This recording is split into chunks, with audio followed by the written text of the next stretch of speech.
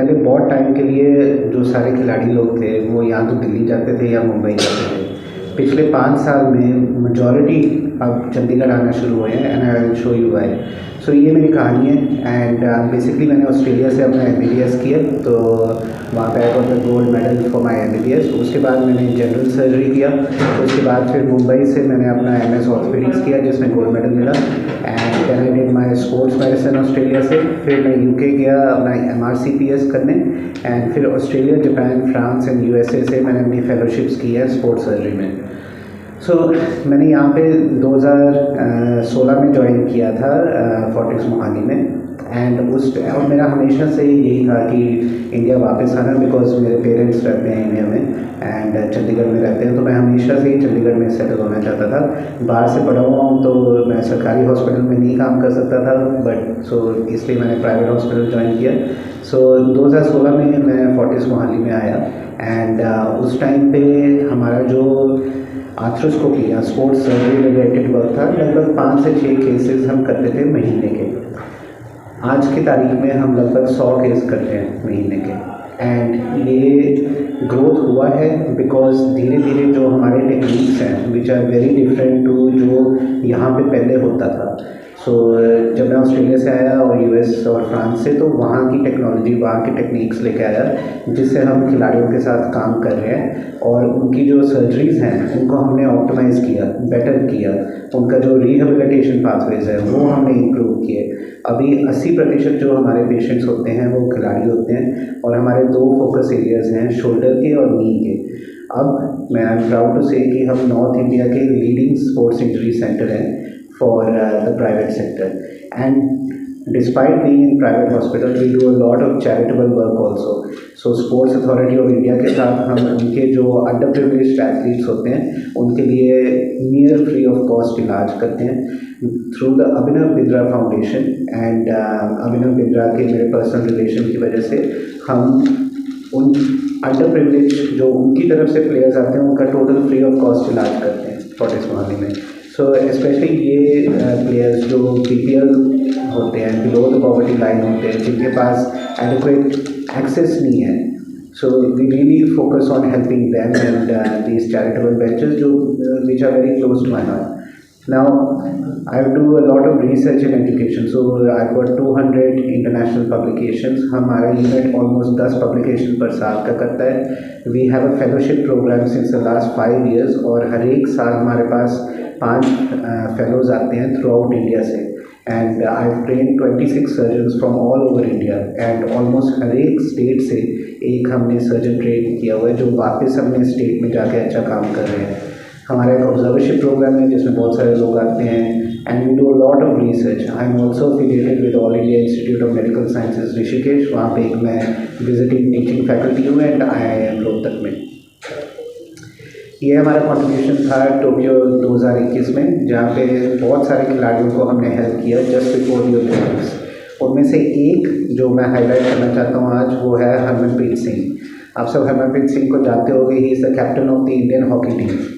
Now Harmanpreet आया था मेरे पास 2020 में, जस्ट टोक्यो ओलंपिक्स के पहले।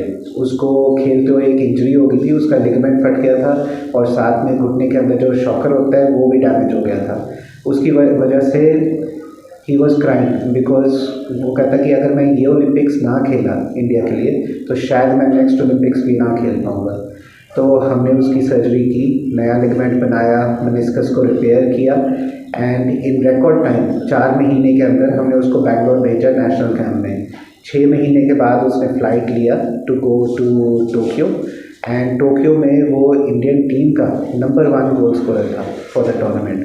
उसके अगले साल वो बना India player of the year, उसके अगले साल वो बना world player of the year and अभी रिसेंटली एशियन गेम्स में ही became the gold medal winner as the captain of the Indian hockey team. कई लोग कहते हैं कि सर्जरी के बाद क्या हम कभी उस मुकाम पे पहुंच जाएंगे वापस जिस पे हम थे।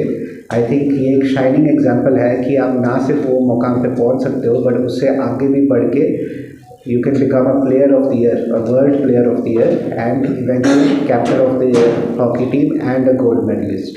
सो वो सारा डिपेंड करता है कि आप कौन से टेक्निक से अपना इलाज कर रहे हो, कितना आप केयर करते हो प्लेयर्स के लिए और उनके रिहेबिलिटेशन के लिए, और कितना क्लोजली आप उनके साथ एक रिलेशनशिप डेवलप करते हो कि अगर बीच में कोई भी अड़चने आए वो आप सॉल्व कर सको। Another example is Harmilan Bains. ये इंडिया की स्टार ट्रैक एथलीट है and she is most likely one of the contenders to win a medal next Olympics में हमारे लिए। जैसे नीरज चोपड़ा ने किया था जिसका हमने शोल्डर ठीक किया, वैसे ही वी होप कि नेक्स्ट ओलंपिक्स में ये भी एक सिल्वर या गोल्ड मेडल लेके आएगी इंडिया के लिए। सो ये मेरे पास आई थी पिछले साल एंड ये 1500 मीटर भागती है और इंडिया की नेशनल रिकॉर्ड होल्डर है फॉर 1500 मीटर्स। नाउ खेलते हुए इसको भी एक इंजरी हुई। इसका बेसिकली प्लाइका होता है, नी में एक स्ट्रक्चर होता है जो बहुत टाइट हो गया था और इन्फ्लेम हो गया था, और उसकी वजह से एक फैट पैड होता है, गुच्छा फैट का होता है हमारे नी के अंदर, जिसमें बहुत सारी सूजन आ गई थी। And despite injections, despite physiotherapy वो ठीक नहीं हो रहा था, जिसकी वजह से उसका परफॉर्मेंस डिप हो ही जा रहा था। सो हमने दूरबीन से अंदर जाके उसका प्लाइका ठीक किया, उसका फैट पैड को हटाया और थोड़ा सा उसका मेनिस्कस का काम था वो किया। एंड ये सब करने के बाद वो अगेन वापस अपनी गेम में गई, वापस खेलना शुरू किया, वापस ट्रेनिंग में गई एंड धीरे धीरे वो एशियन गेम्स गई। एशियन गेम्स जाके उसने इंडिया का नाम रोशन किया ट्रैक एंड फील्ड में, जो एक चीज़ थी आपने भी देखा होगा इंडियन मेंस टीम ने कितना अच्छा रिले रैली में परफॉर्मेंस दिया। एंड उसके बाद आई वुड से कि जो next best performance track and field था वो था हरमिलन का। She won 2 silver medals at the Asian Games, one in 800 metres and one in 1500 metres. And उसके दौरान उसने नेशनल रिकॉर्ड तोड़ा है बोथ 800 मीटर्स का एंड 1500 मीटर्स का। सो अगेन हमने एक प्लेयर को लिया है जो पहले से ही बहुत अच्छा प्लेयर था, जो इंजरी की वजह से उसका परफॉर्मेंस डिप हो गया था और वो सेटबैक में चल गया, एंड दोबारा ऑपरेशन के बाद ना सिर्फ हम उसे वो मुकाम तक पहुंचा रहे हैं बट उससे आगे लेके जा रहे हैं। सो स्पेशलिस्ट स्पोर्ट्स सर्जिकल स्किल जो होती है ये बहुत इंपॉर्टेंट होती है और ये एथलीट को एक हाई लेवल पे वापस अपने गेम में जाने देती है सो दैट फ्यूचर में प्रॉब्लम्स ना आए। नाउ यही चीज़ें हमने प्लेयर से लर्न करके आम जनता, आम पॉपुलेशन में भी अप्लाई की हैं। मैं आपको एक एग्जांपल देता हूँ। फॉर एग्जांपल अब रविंद्र जडेजा है, ठीक है, उसका इंजरी हुआ। अब वो फर्स्ट डे पे उसका MRI हुआ, दूसरे दिन पे उसका ऑपरेशन हुआ। तो क्यों हम ये चीज़ें फॉलो नहीं करते हैं एक आम आदमी के लिए? आम आदमी को हम क्यों कहते हैं कि अभी सूजन है 6 हफ्ते रुक जाओ, 2 महीने रुक जाओ, 3 महीने, जब हम हाई परफॉर्मेंस एथलीट्स के लिए इतना फास्ट इलाज करते हैं, why don't we follow that same fast इलाज नॉर्मल जनता के लिए? सो पिछले 4-5 साल से हमारे पास जो नॉर्मल पॉपुलेशन आ रही है, for example road traffic accident की वजह से उनको नी की लिगामेंट की चोट लगी, या उनका कंधा उतरता है, या उनका बाजू प्रॉपर्ली मूव नहीं होती है, उनके लिए भी हमने सेम टेक्निक्स और सेम रिहैब पाथवेज यूज़ किए हैं, जिसकी वजह से वो भी may be not as fast as players but very fast वो अपने वापस अपने नॉर्मल जीवन में जा पाए। Thank you. इसके लिए एक स्पेशलिस्ट फील्ड बना हुआ है जिसका नाम है रूमेटोलॉजी। सो आमतौर पे लोग क्या करते हैं कि वो ऑर्थोपेडिक्स को दिखाते रहते हैं, but orthopaedics is not the right field गठिया के इलाज के लिए। इसके लिए एक स्पेशल फील्ड बनी हुई है इंटरनल मेडिसिन की जिसका नाम है रूमेटोलॉजी। सो रूमेटोलॉजी जो है वो ट्रीट करते हैं गठिया वाली बीमारियों को। So the best way to do it is कि जो स्पेशलिस्ट है गठिया के लिए, जो रूमेटोलॉजिस्ट है, आपको उनको दिखाना चाहिए और आपको उनसे सलाह लेना चाहिए, बिकॉज वो आपको बेस्ट गाइड कर पाएंगे इस चीज़ के लिए। मुझे भी अभी जो है ना किलोमीटर पैदल चल रहे पहले तो अभी बताओ इट्सत कितना होता है? 61, ठीक है। सो देखिए मैं तो घुटने बदलता नहीं हूँ, ठीक है। सो हमारे यहाँ पे एक डॉक्टर हरसिमरन हैं जो नी रिप्लेसमेंट्स करते हैं। रहा आपका क्वेश्चन, जो हम काम करते हैं घुटनों को बचाने का। सो कि जिन लोगों को लिगामेंट की प्रॉब्लम है या मेनिस्कस की प्रॉब्लम है उनको दूरबीन से ठीक करके सो दैट कि फ्यूचर में जाके उनको घुटनों चेंज करने की ज़रूरत ना आए। नाउ जो रही बात आपकी जो इंक्रीज़ हुआ है कि हर एक बंदे के घुटने बदले जा रहे हैं एवरीथिंग, आई थिंक कि there has been an increase definitely, but साथ में पॉपुलेशन भी तो हमारा उतना ही इंक्रीज हो रहा है। So India is now the world's most populous nation, but फिर भी यहाँ पे उतने नी रिप्लेसमेंट्स नहीं होते हैं जितने बाहर के देशों में होते हैं। अगर हम देखें 20-30 साल पहले जब ये टेक्नोलॉजी होती ही नहीं थी, हमारे जो ग्रैंड पेरेंट्स थे वो ऐसे ही धीरे धीरे धीरे चल जाते थे, ठीक है। सो अब क्योंकि वो टेक्नोलॉजीज अवेलेबल हैं, इट इज़ नेचुरल कि समय के साथ उनका जो इंसिडेंस रेट है वो बढ़ता जाएगा। लोगों को भी चाहिए जिनको सीवियर पेन होती है या सीवियर आर्थराइटिस होता है, उनका तो डेफिनेटली नी रिप्लेसमेंट एक नया जीवन देती है उनको, ठीक है। Again that does not mean कि हमें इंडिकेशंस चेंज करनी चाहिए और कोई नाजायज़ सर्जरी करनी चाहिए। जो भी सर्जरी होनी चाहिए वो बिल्कुल इंडिकेटेड होनी चाहिए, बट डेफिनेटली आप देखोगे जैसे जैसे इंडिया का पॉपुलेशन बढ़ेगा और जैसे जैसे हमारा पॉपुलेशन ज़्यादा एज में बढ़ेगा वैसे वैसे नी रिप्लेसमेंट सर्जरीज भी बढ़ेंगी। हमारा काम है उससे बिल्कुल सेपरेट।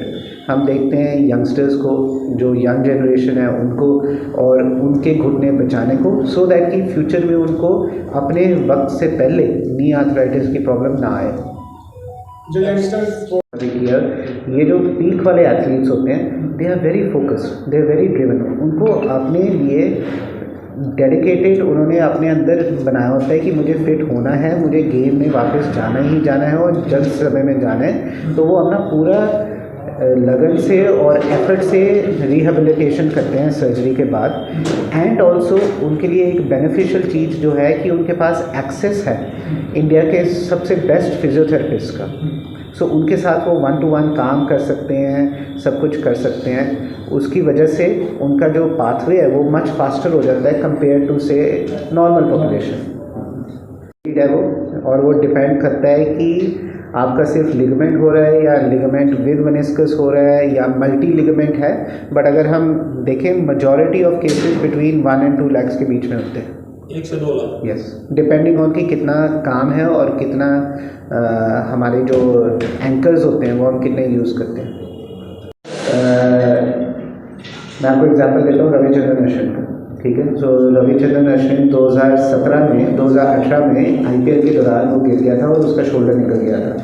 फिर वो मेरे पास आया था, तो क्योंकि उसका वो फर्स्ट डिसलोकेशन था, हमने उसको कंजर्वेटिवली ट्रीट किया और उसको स्लिंग में डाला, उसको रिहेबिलिटेशन किया।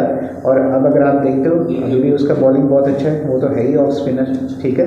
अब ऑफ स्पिन में अगर उसका शोल्डर नहीं निकल रहा तो वो बाद में जाके भी नहीं निकलेगा। अब पहले से ही हमें पता है वो थोड़ा सा कमज़ोर ही फील्डर रहा है। सो उसका इतना ओवरहेड थ्रोइंग नहीं है, बट वो अभी भी करता है थ्रो। तो जिनका फर्स्ट टाइम डिसलोकेशन होता है, जो यंग होते हैं, उनको 99% ऑफ द टाइम हम कंजर्वेटिवली ही ट्रीट करते हैं, क्योंकि जब आपका पहला डिसलोकेशन होता है आपका chance of second dislocation is only 40%। जब आपका दूसरा डिसलोकेशन होता है द चांस कि थर्ड डिसलोकेशन होए 80%। जब आपका तीसरा डिसलोकेशन होता है तो चांस कि चौथा होए 100%। सो नॉर्मली इंडिया में लोग हमारे पास आते हैं जिनके ऑलरेडी 5-6 बार निकल गया होता है, तभी वो थोड़े से सीरियस होते हैं। सो उनके लिए तो देखो सर्जरी ही ऑप्शन होती है। बट चंडीगढ़ में एंड दिल्ली से हमारे पास काफ़ी आते हैं जो थोड़े से मच मोर अर्ली इलाज सीख करते हैं।